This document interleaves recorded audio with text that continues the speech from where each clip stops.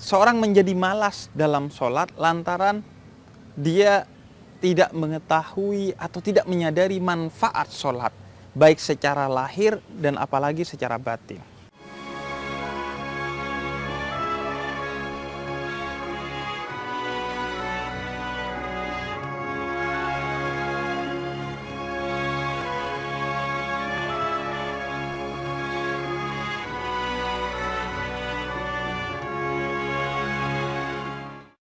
Ya Allah, kok malas banget mau sholat.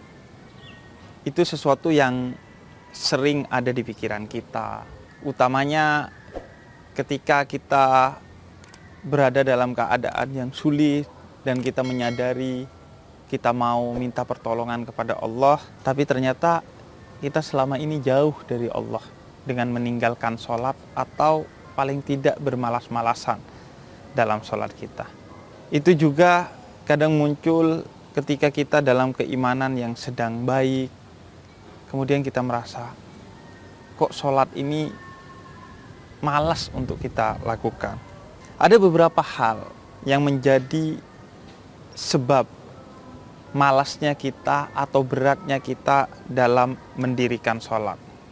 Yang pertama adalah karena kita tidak mengetahui betapa buruknya orang yang malas dalam sholat dan betapa besarnya ancaman Allah bagi orang-orang yang malas dalam sholat.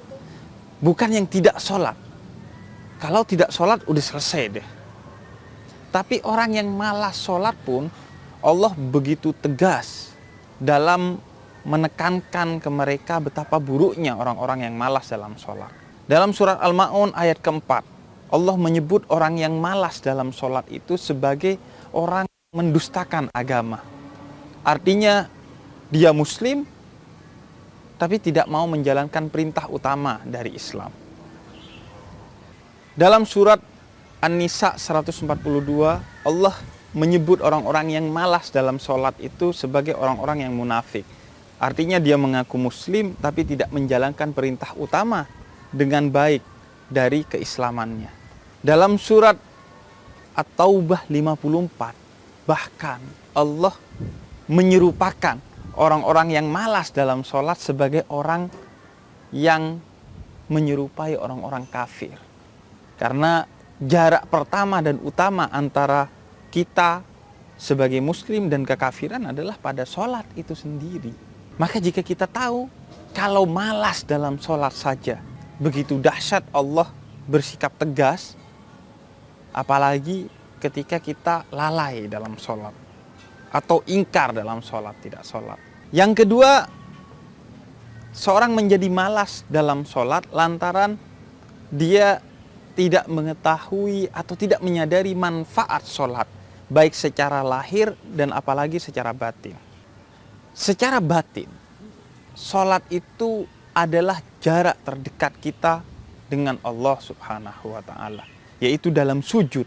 Kata Nabi adalah jarak terdekat kita dengan Allah. Kemudian juga secara batin, sholat itu adalah momen di mana kita bisa menenangkan batin kita.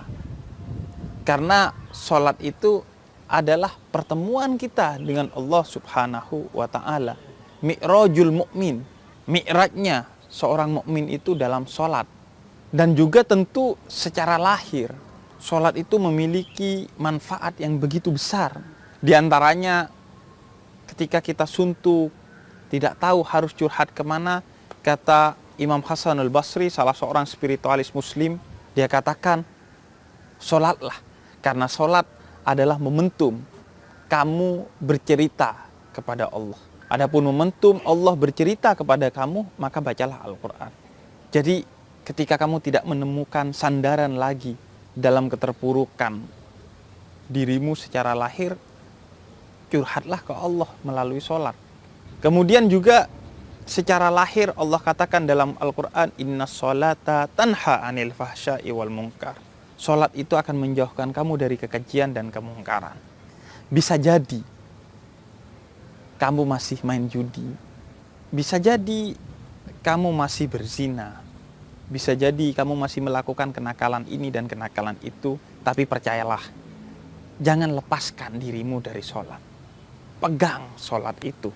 Karena sholat nanti yang akan membimbingmu untuk mulai jauh dari segala kenakalan-kenakalan dan kekejian-kekejian serta kemungkaran-kemungkaran itu.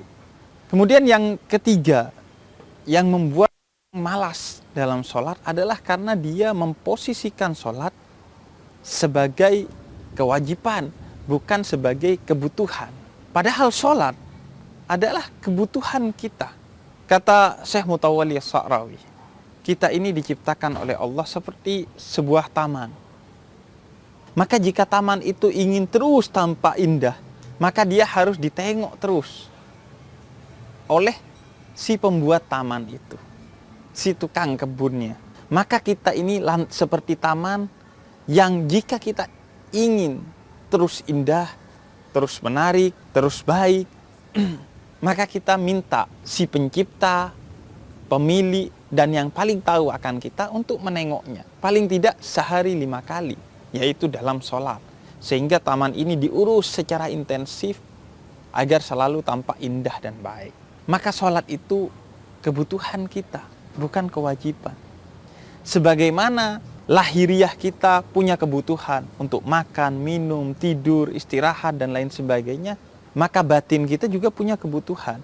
Yang kebutuhan itu harus dipenuhi dengan sholat. Sebagaimana ketika kita lapar, kita makan, kita haus, kita minum, kita lelah, kita tidur. Maka ketika batin ini lelah, dia juga butuh dengan sholat. Hanya saja kita tidak menyadarinya karena kita terlampau menganggap diri kita hanya tentang lahiriah belaka, tidak batiniah juga. Kemudian yang keempat adalah lantaran kita tidak tahu betapa pentingnya sholat. Begitu pentingnya sholat sehingga sholat menjadi ibadah yang langsung Allah perintahkan kepada Nabi Muhammad dalam pertemuan langsung, tidak melalui malaikat Jibril yang mewahyukannya, yakni dalam momentum Isra Mi'raj. Allah memanggil Nabi Muhammad untuk bertemu langsung dalam perjumpaan yang terdekat yang pernah dicapai oleh manusia. Wa qaba qausaini au adna, sangat dekat dengan Allah, dan Allah memerintahkan kita sholat. Maka ibarat kata Nabi Muhammad sedang traveling pada saat itu, mega traveling Isra Mi'raj, maka oleh-oleh terbaiknya, mega oleh-olehnya adalah sholat. Apakah kita akan mengabaikan, bermalas-malasan dengan oleh-oleh terbesar yang diberikan oleh Nabi Muhammad tersebut, yang itu diberikan oleh Allah? Kita tidak tahu pentingnya sholat. Padahal kata Syekh Mutawalli Sa'rawi juga, rukun Islam itu ada 5. Tapi rukun Muslim itu bisa jadi hanya 2. Rukun Islam itu ada syahadat, sholat, puasa, zakat, haji. Tapi seorang Muslim belum tentu bisa zakat jika dia miskin. Belum tentu bisa berpuasa Ramadan jika dia sakit di bulan Ramadan atau dia sedang bepergian. Belum tentu bisa haji jika dia tidak memiliki biaya haji. Maka rukun yang pasti bagi seorang Muslim tidak bisa ditinggalkan adalah yang pertama syahadat, dan yang kedua sholat. Mau dalam keadaan sakit, Anda harus tetap sholat. Mau dalam keadaan tidak mampu, Anda harus tetap sholat. Mau dalam keadaan semiskin apapun, Anda harus tetap sholat. Dan bersemangat dalam sholatnya. Dan bahkan kalau syahadat itu hanya sekali seumur hidup, namun sholat paling tidak 5 kali setiap hari. Betapa pentingnya sholat, sehingga semua rukun Islam itu ada pada sholat. Di sholat kita membaca syahadat. Di sholat kita berzakat, menzakatkan waktu kita yang seharusnya digunakan untuk hal lain, kita gunakan untuk sholat. Di sholat juga kita berpuasa karena dalam sholat dilarang makan dan minum.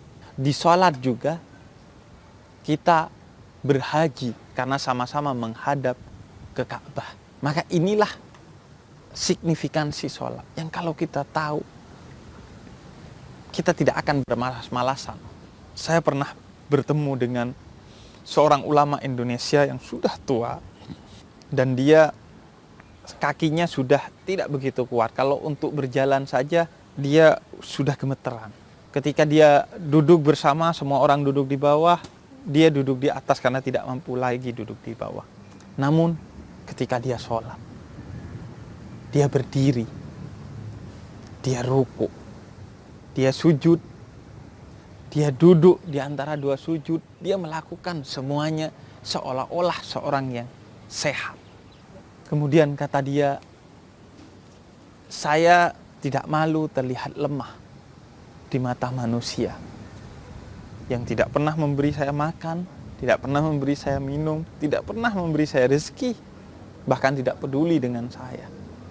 Tapi saya malu terlihat lemah di mata Allah Subhanahu wa ta'ala. Maka saya tidak mau terlihat lemah. Meskipun dia mendapatkan hak dalam Islam untuk sholat duduk, tapi dia tetap berdiri.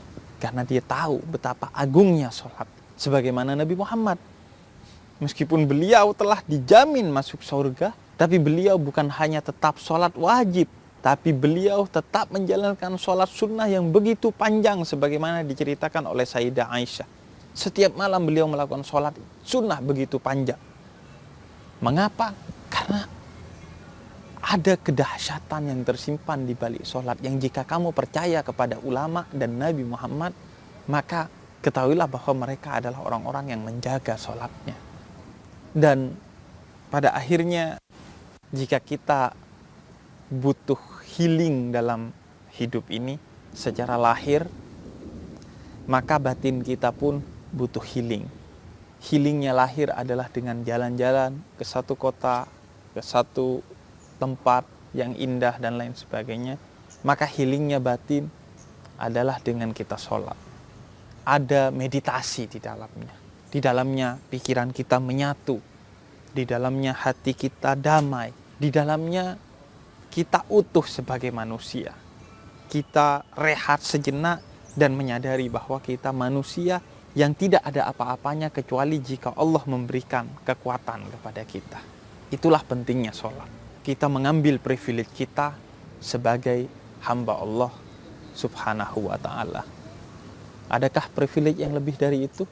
Maka jangan malas untuk sholat.